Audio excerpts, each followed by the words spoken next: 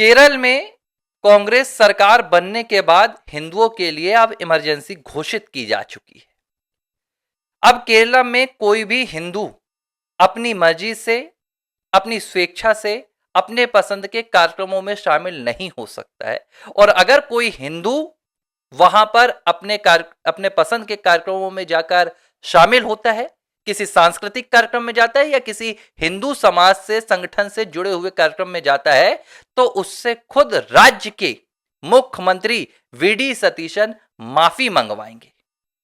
और यह सब मैं कोई हवा में नहीं बोल रहा हूं, यह केरला में हो रहा है, जिसका सबूत है मेरे पास।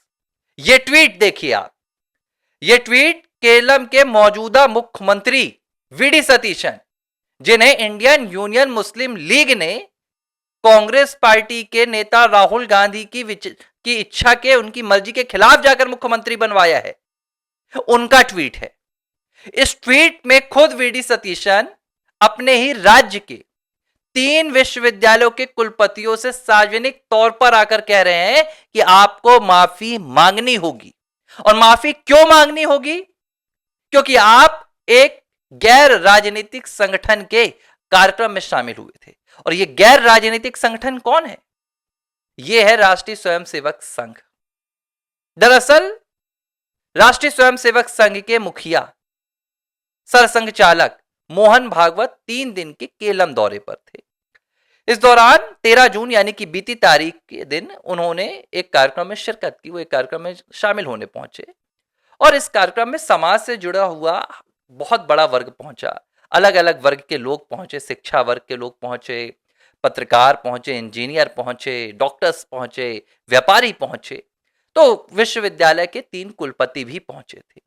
लेकिन जब वो इस कार्यक्रम में पहुंचे, तब शायद उन्हें इस बात का अंदेशा नहीं था कि राज्य में इस वक्त जो सरकार है, उसने अघोषित तौर पर हिंदुओं के ऊपर इमरजेंसी लाद दी है, जिसमें सिर्फ हिंदुओं को अपने लोकतांत्रिक अधिकारों का इस्तेमाल करने पर प्रतिबंध लगा दिया गया है, पाबंदी लगा दी गई है।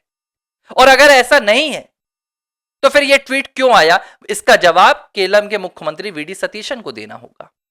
वीडी सतीशन इस ट्वीट में कहते हैं कि राष्ट्रीय स्वयंसेवक संघ के सरसंघ चालक मोहन भागवत की मौजूदगी वाले कार्यक्रम में शामिल होकर राज्य के इन 3 कुलपतियों ने केरल की शिक्षा, संस्कृति और परंपरा का उल्लंघन कर दिया है और अब इसके लिए उन्हें माफी मांगनी होगी। अब सवाल ये उठ रहा है कि इन 3 कुलपतियों ने ऐसी कौन सी गलती कर दी, ऐसी कौन सी भूल कर दी? ये कोई प्रतिबंधित संगठन के कार्यक्रम में तो नहीं पहुंचे थे, ये किसी विदेशी संगठन के कार्यक्रम में तो नहीं पहुंचे थे जिसकी विचारधारा केरल के खिलाफ है, जिसकी विचारधारा भारत के खिलाफ है। ये एक ऐसे संगठन के कार्यक्रम में पहुंचे थे जो दुनिया का सबसे बड़ा गैर राजनीतिक संगठन है। ये एक ऐसे संगठन के कार्यक्रम में पहुंचे थे जो भारत पर किसी भी मुसीबत आने के समय सबसे पहले सामने आकर खड़ा होता है। जब वायनाड की मैं आपको बात बता रहा हूं, बीते साल जब वायनाड में भूस्खलन आया, तो वहां पर अगर सबसे पहले कोई पहुंचा था लोगों की मदद करने के लिए, तो वो यही राष्ट्रीय स्वयंसेवक संघ के स्वयंसेवक थे। लेकिन ये आज वीडी सतीशन भूल गए, क्योंकि इसके पीछे एक बहुत बड़ी वजह है। ये वीडी सतीशन का जो ट्वीट आया है, दरअसल ये ट्वीट उन्हें भेजा गया है कि आप ये ट्वीट अपने सोशल मीडिया पर डालिए और 3 कुलपतियों से माफी मांगने के लिए सार्वजनिक तौर पर ऐलान कीजिए। और ये ट्वीट किसकी तरफ से आया है? ये ट्वीट आया है इंडियन यूनियन मुस्लिम लीग की तरफ से, क्योंकि इंडियन यूनियन मुस्लिम लीग अब राज्य में संविधान के मुताबिक यह सरकार नहीं चलाने देगी। अब फतवे की तरह संविधान होगा, सरिये की तरह आपका केरल में सरकार चलेगी और इसकी शुरुआत यहां हो चुकी है।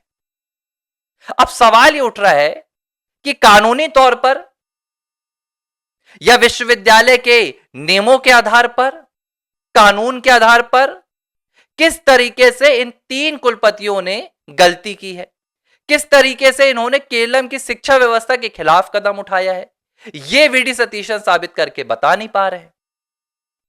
अगर एक राज्य के एक विश्वविद्यालय के कुलपति को अपने इच्छा के हिसाब से अपनी मर्जी से किसी कार्यक्रम में शामिल होने की भी अनुमति नहीं है।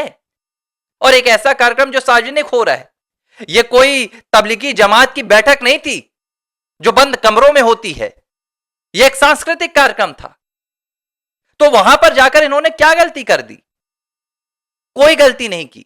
लेकिन अब केरलम में हिंदुओं के लिए इसी तरीके से अघोषित इमरजेंसी लागू कर दी गई है, जहां पर हिंदू संगठन को, हिंदू समाज को एकत्र होने से रोकने का पूरा अभियान छेड़ दिया गया है।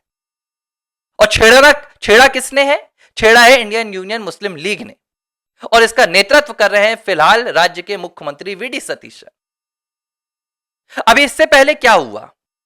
जिस दिन शपथ ग्रहण समारोह था केरलम में, उस दिन वंदे मातरम का पूर्ण जो धुन होती है उसकी वो बजाई गई, ठीक है। तब इसके बाद इंडियन यूनियन मुस्लिम लीग ने वी डी सतीशन के खिलाफ बगावत कर दी और उन्होंने कहा कि भाई आपके होते हुए हमने आपको क्या इसलिए मुख्यमंत्री बनवाया है कि आप वंदे मातरम की पूरी पंक्तियां बजने दें, आप वंदे मातरम का प्रचार करें। नाराजगी जाहिर कर दी भाई, माफी मांगना पड़ा वी डी सतीशन को। फिर जिस दिन विधानसभा सत्र का पहला दिन था, राज्यपाल राजेंद्र आलेकर की मौजूदगी में धुन को पूरा नहीं बजाया गया, वंदे मातरम की विरोध कर दिया गया, जबकि केंद्र सरकार का साफ आदेश है कि अगर कहीं राज्यपाल मौजूद होंगे तो वहां वंदे मातरम का पूर्ण गायन होगा। लेकिन नहीं होने दिया जा रहा है केरलम में। अब केरलम को एक मिनी पाकिस्तान बनाने की पूरी योजना यह कांग्रेस की केरल सरकार बना चुकी है, और अब सीधा प्रहार राज्य में कुलपतियों पर किया जा रहा है। अब क्यों किया जा रहा है इस बात को आप समझिए। साल 2020 में जब कोरोना काल लगा, तो इस कोरोना काल में केरलम की जो शिक्षा व्यवस्था है, वामपंथी सरकार थी, विजयन मुख्यमंत्री थे, पूरी तरह से चरमरा गई। ना कोई स्कूल की व्यवस्था हो पा रही थी, बच्चे घर में बैठे हुए थे, ना वो पढ़ाई कर पा रहे थे। इस बीच संघ की जो शाखाएं होती हैं, उन शाखाओं में छोटे छोटे बच्चों को शिक्षा दी जानी शुरू कर दी गई। अलग अलग शाखाएं लगती, कोई आईटी वाला लगाता वहां पर स्वयंसेवक, तो कोई वहां पर एमबीबीएस वाला लगाता, और वहां पर उसी तरीके से बच्चों को पढ़ाया जाता। देखते देखते पूरे केरल में शाखाओं में बच्चों की भीड़ बढ़ने लगी। बच्चे जाते, पढ़ते भी, खेलते भी, संस्कृति भी सीखते, और देश के प्रति कुछ करने का जज्बा भी उनके अंदर आता। और इसी प्रक्रिया में अचानक केरल में देखा गया कि राष्ट्रीय स्वयंसेवक संघ की शाखाओं की तादाद दोगुनी हो गई।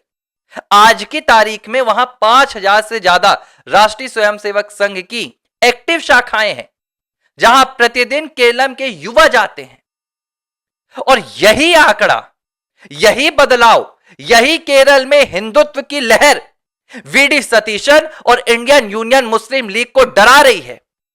और जब उन्होंने देखा कि ये 3 कुलपति वहां पहुंच गए हैं, अगर आज हमने इन पर किसी तरह का प्रतिबंध नहीं लगाया, किसी तरीके का इन पर अत्याचार नहीं किया, शोषण नहीं किया, तो केरल का युवा और आगे बढ़ जाएगा, उसकी हिंदुत्व की जड़ें और मजबूत हो जाएंगी, उसके राष्ट्रवाद के विचार और स्ट्रांग हो जाएंगे और विस्तार लेंगे। इसलिए उन्हें डराने के लिए, उन्हें सीधे तौर पर घबराने के लिए इस तरह का यह ट्वीट किया गया है कि यह बात समझ लो कि अगर कोई हिंदू संगठनों से जुड़ने का प्रयास करेगा, यह सिर्फ मोहन भागवत की बात नहीं है, यह सिर्फ राष्ट्रीय स्वयंसेवक संघ की बात नहीं है, यह सीधा सा एक संदेश है कि राज्य में कोई भी हिंदू अगर हिंदू संगठन से जुड़ने का प्रयास करेगा, राष्ट्रवादी विचारधाराओं को बढ़ाएगा, सनातन संस्कृति को अपनाएगा, तो हम उसके खिलाफ एक्शन लेंगे। इसकी बानगी इस ट्वीट के जरिए दी गई है। अब यह मुझे लगता है कि केरल की जनता को सबक लेना होगा। आज कुलपतियों से माफी मांगने के लिए कहा जा रहा है, क्योंकि वो एक पद पर बैठे हुए हैं। आम लोगों से माफी मांगने के लिए भी नहीं कहा जाएगा। दशकों तक वामपंथी सरकारों ने यहां पर हिंदू लोगों के साथ, हिंदू समाज के साथ अत्याचार किया, और अब जब वहां कांग्रेस सरकार आई है 10 साल बाद, तो कांग्रेस सरकार उसी अत्याचार की कहानी को अपने तरीके से आगे बढ़ा रही है।